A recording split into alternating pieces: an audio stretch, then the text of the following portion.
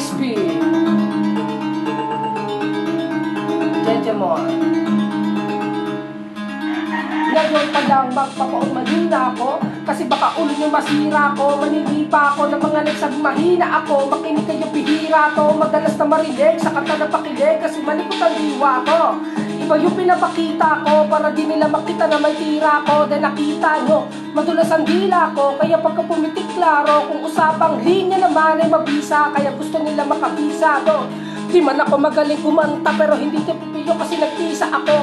Pag ako sumago ka lang, sigurado, kahit lapis lang ang gawing tako. Buti na nga lang nakangiti pa ako, kahit ang dami na nilang mga ngiting aso. Inaasinta ako, kaso di sila asintado, kaya di ako apiktado. Iba mag-isip pa sila kingkago, papato lang ako pag ikita ako. Kaya minsan lang na maging gago, bago ka baliw ako binisita ko. Kung usapang multi, mabuti na lang na parito ka, halika papakita ko. Dami ko kasing ito na binibago, kung susumahin siguro ang ilang pusa ko, tsaka balita ko.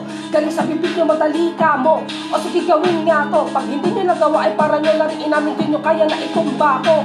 Bars, nasa top yung mga clip, hindi marunong magdamit, inuunay sa lawal sa brick. Lahat galing-galingan at balong-baluan para mapansin ulit pag di na sila clip. Mga prebero na hindi marunong magupag, dinadaanan sa kulit para masabing malupad, para trip, para sana yung mga para masakit. Bibilib lang ako pag nailapot niyo sa beat. Madaming magagalit dyan, pero bago makalapit, matik yan, punit-punit. Teka nagagalit yan, walang abit pa, at wala rin pan sa piso net.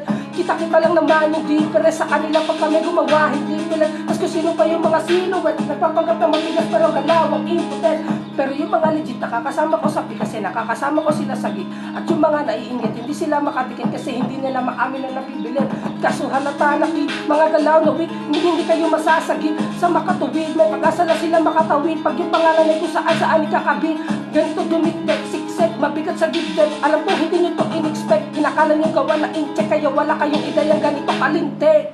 Kahit na sa mga kumakalat ang pangalan na binabinitbet, habang yung mga gumigit ay nakakalat, kaya minsan parang ang sarap nila iligpet. Puro parinig, kala nyo di ko naririnig, madalas kasing hindi na lang ako umiimik. Matagal ng panahon ko lang gusto mga labet, kaso iniisip ko may bata na nakikinig.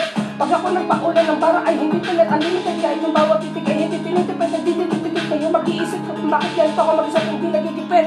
Kaya nakadilat o direct man ng mata, wala ka nang masisilip na i-correct. Isipin mo na lang kung paano ko sinatahe-tahe yung salita, parang napunit na damit. Ito na yung katotohanan ng masakit na nung kami umentra, yung mga bida ay naging extra. Nagmukha sila na pag-iwanan na ng petsa, ito yung ebidensya, laki ng diferensya.